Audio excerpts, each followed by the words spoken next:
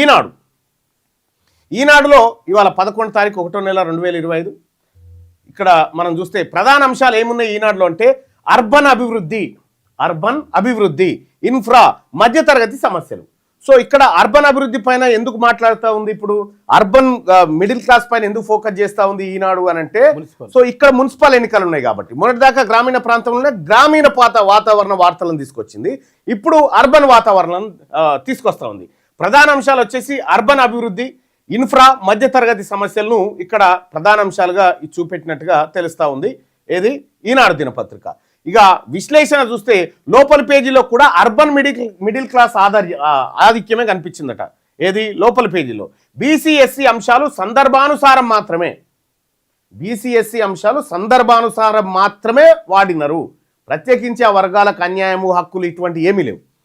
సామాజిక న్యాయం కోణం బలహీనంగా ఉంది, సామాజిక న్యాయం అనేటువంటి కోణము చాలా బలహీనంగా ఉంది ఈనాడు దినపత్రికలో. ఇక భాష ఎట్లుందంటే న్యూట్రల్గా ఉంది, అర్బన్గా ఉంది.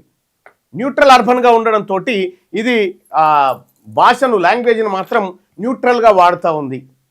ఇంకా పక్షపాతం విషయానికి వస్తే అర్బన్ ఎలైట్ మీద దృష్టి పెట్టింది అనేది ఈనాడు దినపత్రిక. ఈనాడు దినపత్రికకు చాట్ జీపీటీ ఇచ్చినటువంటి రేటింగ్ చూస్తే సామాజిక న్యాయం పైన ఫోకస్ ఎంత ఉందంటే చాలా తక్కువగా 2% రేటింగ్, 2 రేటింగ్ అంతే.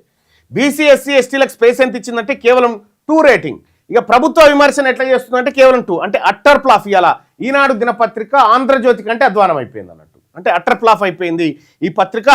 అంటే ఈ పత్రికలో ఇది కొన్నా వేస్ట్, ఇక బీసీ ఎస్సీ ఎస్టీ మైనార్టీలు పత్రిక కొన్నా ఇది చదివినా వేస్ట్ అన్నట్టు.